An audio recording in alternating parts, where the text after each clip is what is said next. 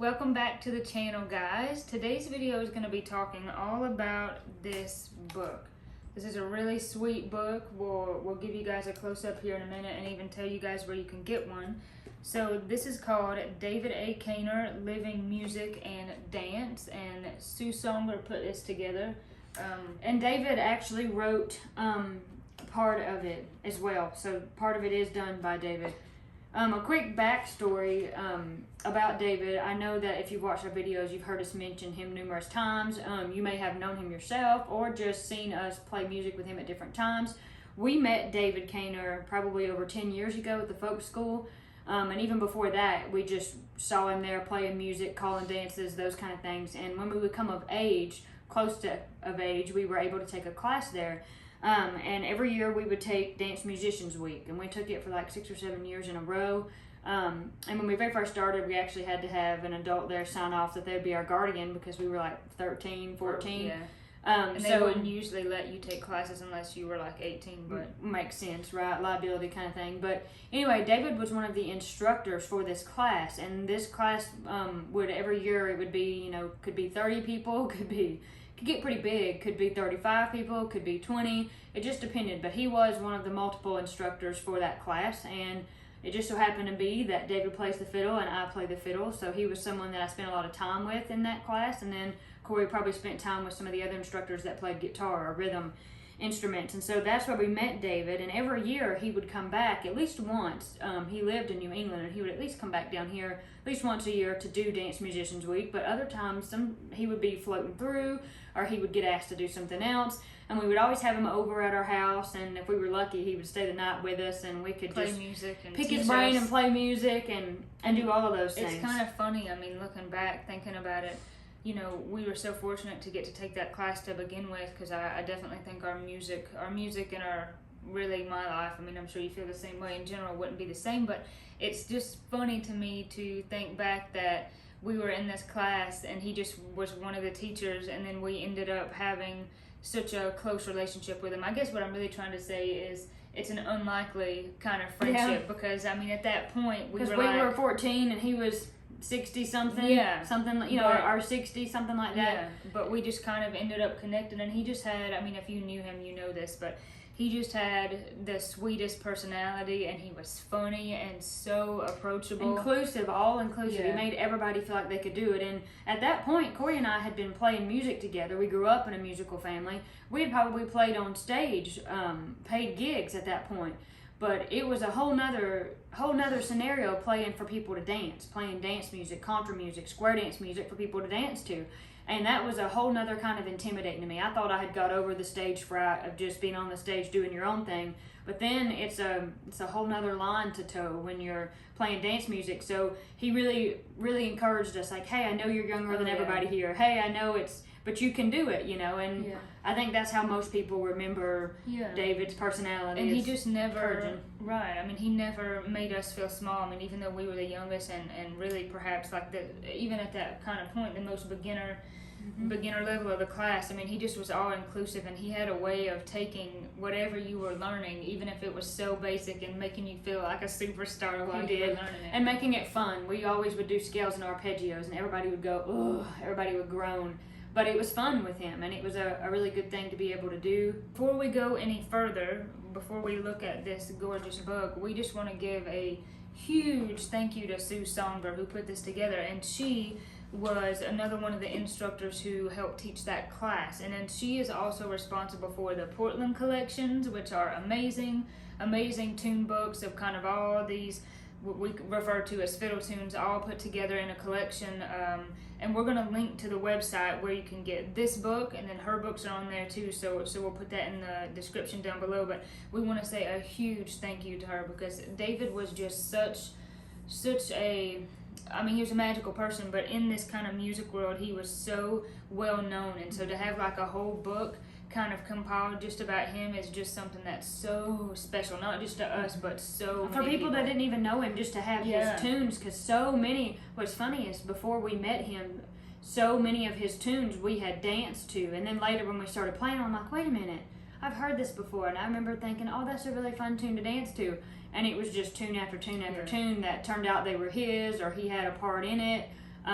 So the book is a really special thing to have all of that wonderful stuff about him together, and it would not have happened without Sue Songer and some other people. And in fact, David did write part of the book himself. It was later in the progression of his disease, so some of it was actually written with his eyes through with a computer. And for those of you, I mean, who don't know, who may be watching this, or for those of you who have seen us talk about him, he had ALS, unfortunately, and it kindly set in quick. So, that's pretty amazing that he was able to write some of that with his eyes. And he knew, the cool thing about it is he had a copy of the book, at least the kind of last stage of the rough draft, basically how the book would have been. He had a copy of that. And he knew, so he was kind of a part of it, which was really, they said really was good for him and really made him happy. Yeah. But so here we go. Yeah. Let's get into the book. We're going to give you guys a close-up. This is the book here up close. This is actually a picture, a kind of a hand-drawn picture of David in Montague Center, Massachusetts, where he's from, and this was during their May Day celebration.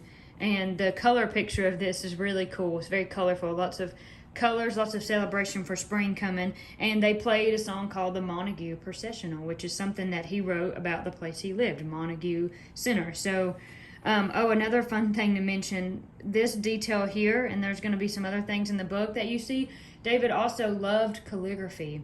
And I remember one time when we were there where he lived, we went down to the basement where he kept all of his fiddles to be worked on, fiddle parts, and he had a collection, stacks and stacks and stacks of original calligraphy pieces that he had done, and a lot of them were actually flyers for dances at the Grange up there that he had done, or events. So this is actually some of his own calligraphy, and there's some other things in the book that you'll see, but this is kind of your table of contents here that kind of outlines how this is going to go.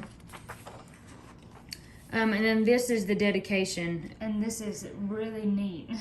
It makes me feel so special. Let me see if I can zoom in for you guys. There you go. You can see that we're in the dedication.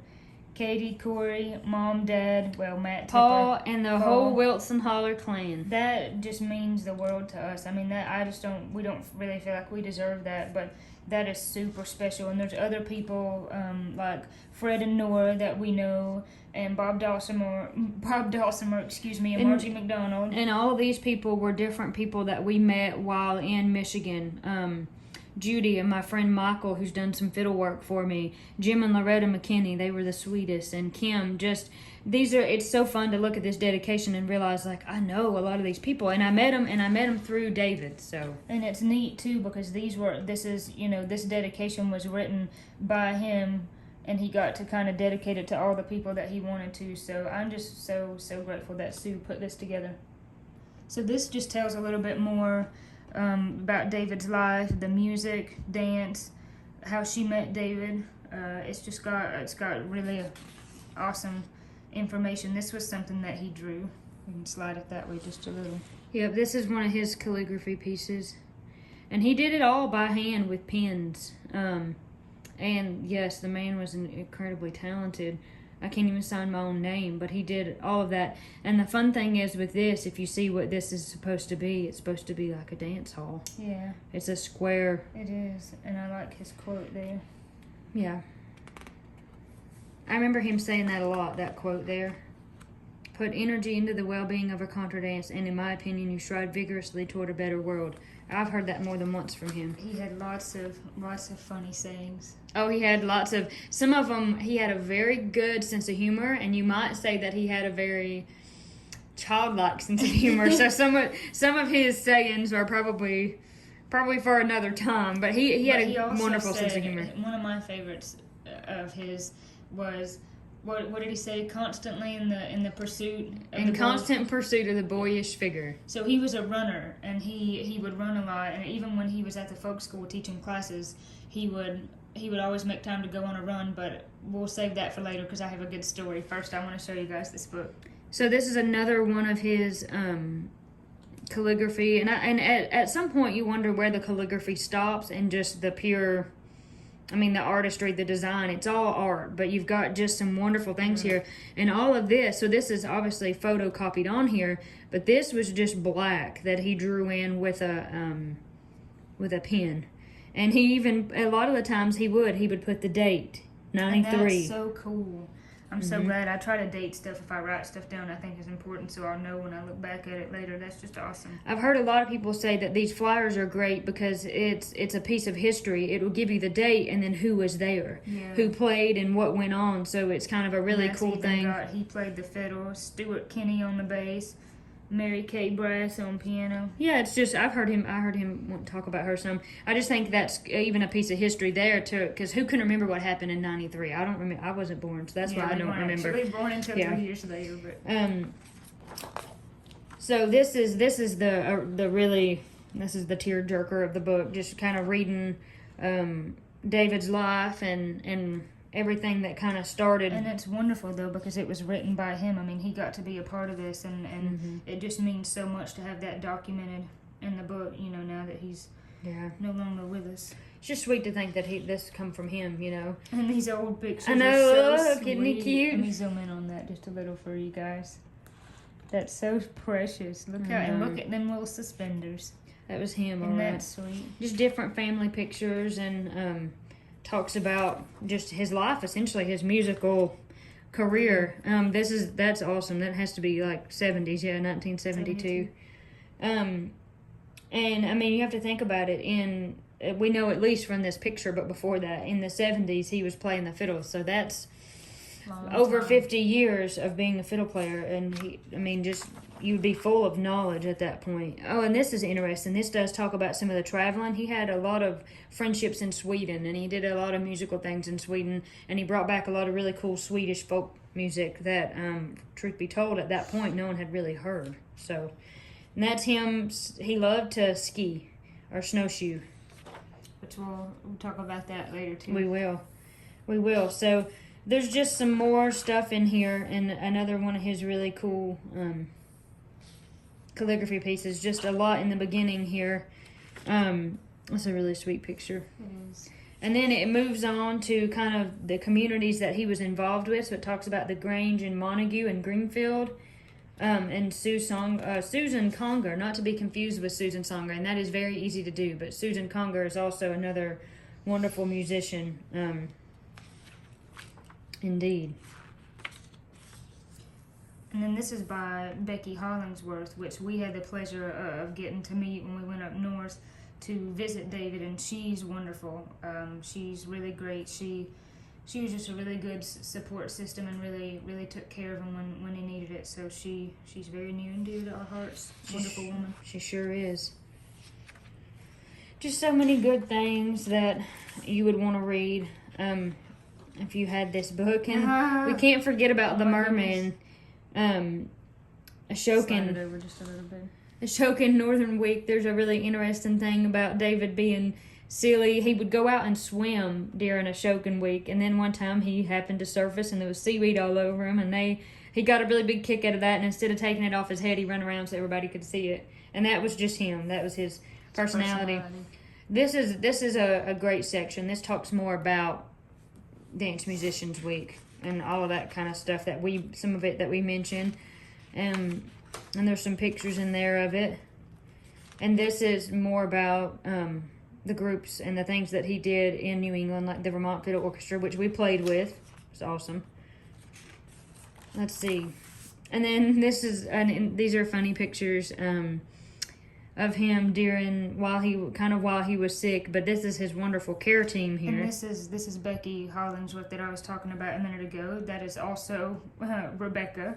And then Will, and those guys are so near and dear to us. I mean, love them just for who they are, but the fact that, you know, they took care of them, we're so grateful for that, because Becky, that's her house, and she had a room in her house converted to where he could stay there, and that's just very kind, very special. It is, isn't it? There's another one of those beautiful pieces there. So, and then this is just kind of tributes. Talks about his brother. And then there's a page in there too. And then we get to the music. So this kind of, That's beautiful. isn't that? That might be my favorite one. I know. So this talks about David's music, and then this is, this would be awesome. This would be so cool for you to read if you were a musician. Kind of talks about what he thought about harmony, because he was a very big harmony player. He was very known for his harmony fiddle, for sure. And composing this whole, I mean, look how thick this book is, and this is just everything that he wrote. Notes on the tunes, kind of just a story about the tunes, and if you'll see right here, this was really sweet. This talks about the tune that he wrote for Corey. And there's some really good ones all the way up through here that I remember hearing and playing at different times. And there's actually one in here. Let me see if I can find it. This is one that High Clouds is a song that people know far and wide. We'll put that video on the screen here for you guys, because we played that one recently by him, and it's just a beautiful tune. Mm-hmm. And there's just some more, like this song was about an individual who lived in Brasstown and passed away, so he wrote that song. And then this one is actually one that me and David actually wrote this one.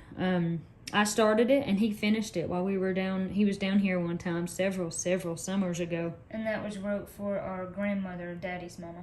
Cindy, yeah. And then this is actually Matt's jig that he wrote for Daddy. And then there's one over here, Tipper's Real, and we were here when he did that one, and he wrote that one for Mama.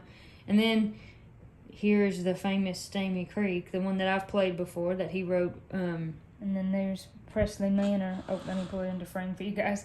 Pressley Manor, that's funny because he would stay here sometimes, especially if he come in a day early and he couldn't stay at the folk school yet, you know, and we would say, look, you're welcome to stay here, but it's, you know, it's not that nice. And I think Katie one time said, it's just the Pressley Manor, and then he composed this tune over it, so.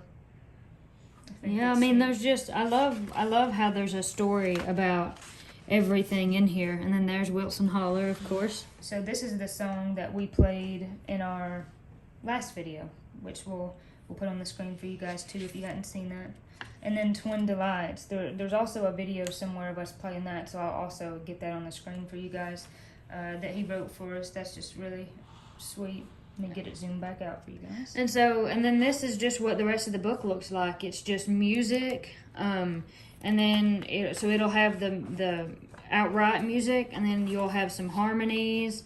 There's some low harmonies, some high harmonies, just different things in the book here. And then one of my favorite parts of the book is, I was trying to go to the first page where it starts, is back here. It talks more about the contra dancing, and David was a dance caller.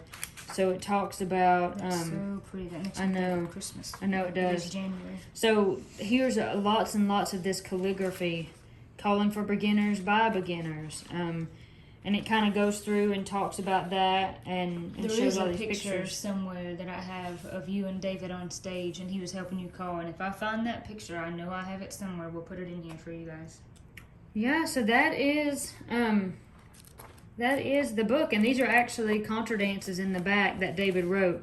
David wrote lots of dances, and he was also very famous for making dances up on the spot, just making them up and never doing them the same way twice. Which is an extreme talent. If you've ever called a dance, I only done it like once or twice in the class, just for a few people. It was low key. If you messed up, it wasn't a big deal, and it's really hard to keep track of it all. So to be able to make one up on the spot, it's pretty impressive. It's very hard. And there's this sweet little piece right here. I remember something about that, and I just don't know what it is, but I remember. Now that you guys have seen this gorgeous book, we're going to get back on camera and tell you guys some of our favorite David stories. So like I was saying before, earlier in the video, David loved to run.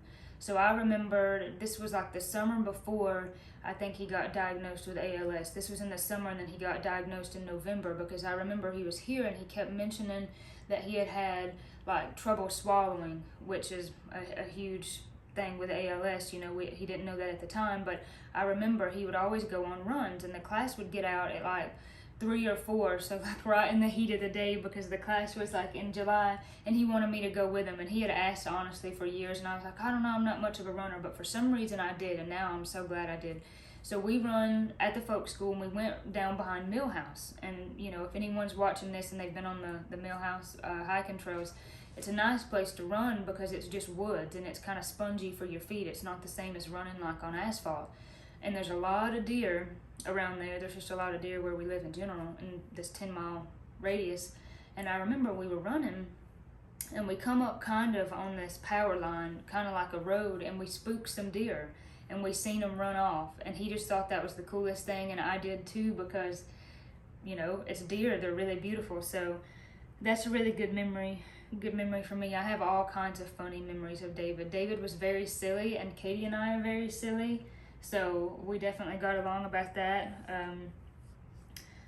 Two other things that were really cool were we got to actually kind of visit him twice. We went to Michigan to stay with someone else, Fred and Nora, who we mentioned, who were in the dedication to the book, and they took us to their treehouse up in northern Michigan, in Harbor Springs, I believe, and we got to snowshoe. That was really something for us. That was the most snow we had seen. The snowshoeing was fun, but it's hard because it's really hard work. The shoes are so big that you end up stepping on your own feet. And David, and he was sick at this point. He out snowshoed us like nobody's business. He wasn't even trying, but you could tell that he had never broke a sweat, and I was just like heaving myself, and he was just hard as he. But I mean, he looked like he was going as hard as he could go, but it was just a real smooth. I mean, he skied and he snowshoed it all the time, so he was adept. He was great. He knew exactly what he was doing, but that was sweet. And then also we got to, when we went to see him in Massachusetts where he lives, we also got to go a little bit further north with him to Vermont, and we got to play with the Vermont Fiddle Orchestra for their show. So that was also really special. It's hard to condense down memories for this short video because I could spend days thinking about David memories, but those are definitely some of the good ones that stand out to me. What about you, Katie? That's pretty much all my memories too. I was trying to think of.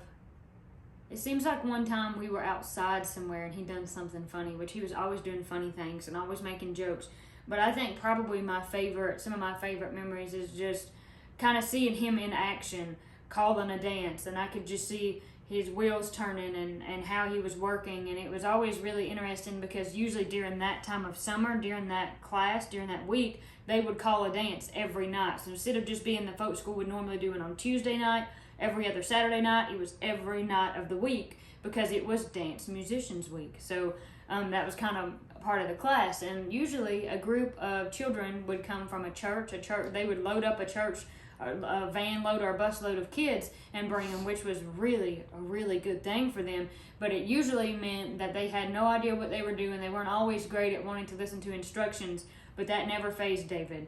David would always come up with dances that everyone could do, that everyone could enjoy, and the more advanced dancers didn't feel like, oh man, we're just doing kiddie stuff, but the kids didn't feel left out either. And I think some of my favorite memories is just seeing him in action and how he interacted with people, because it was so gentle and so it was sweet and it was kind, and he really literally everyone he come in contact with, whether it was like for 5 minutes or for a lifetime, he was that encouraging force that everyone needed in their lives.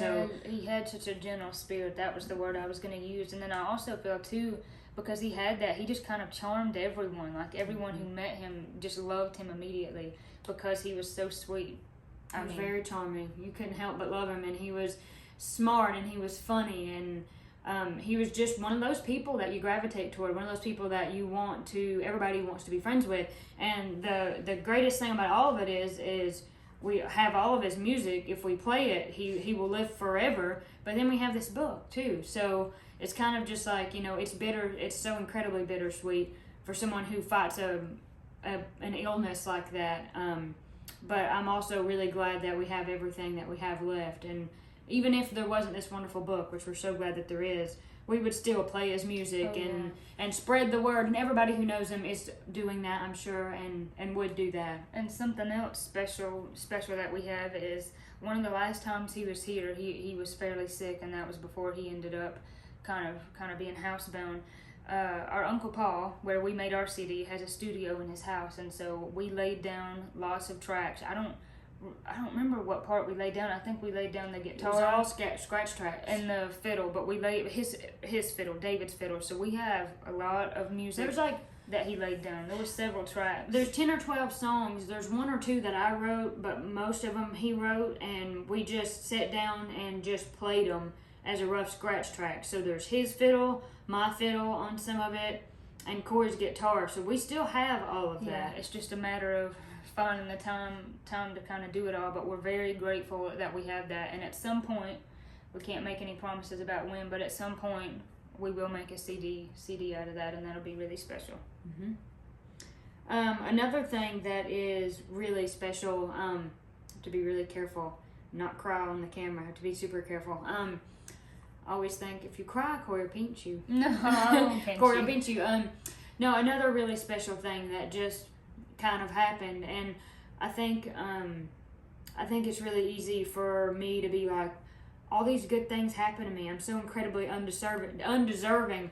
All these good things happen. I don't deserve it. But I bet you I'd be the first one in the line to say thank you and be grateful about it. But anyway, David, before he passed away, before he was even sick, he has this fiddle that he's played for probably the last 20 to 30 years. It's not the only one he ever played, but the one he played all the time that I knew him. And I'll tell you, it's like mine. It's not like it's the most beautiful museum quality piece. It's beat up. It's been around the block, but I really, really loved that fiddle. I really loved his fiddle. And every time he come down here, he would let me pick it up and he would let me play it. And I just told him, good for you. This is such a good instrument.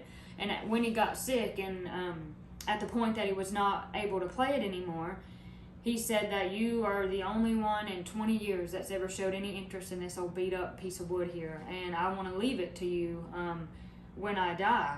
So he actually willed his instrument to me, and then when we flew up there to play music, it's very easy to take a fiddle. I carried it on and it stowed, in the overhead storage, but Corey could not fly with her guitar because there's really no way to do that, and no way safely. So Corey played a guitar, one of his guitars, while we were up there, and he's actually left that guitar to Corey as well. And I think probably tomorrow they're supposed to be here. So in the next couple of videos, whenever I can shoulder it and bear it, we will make a video about it and share it.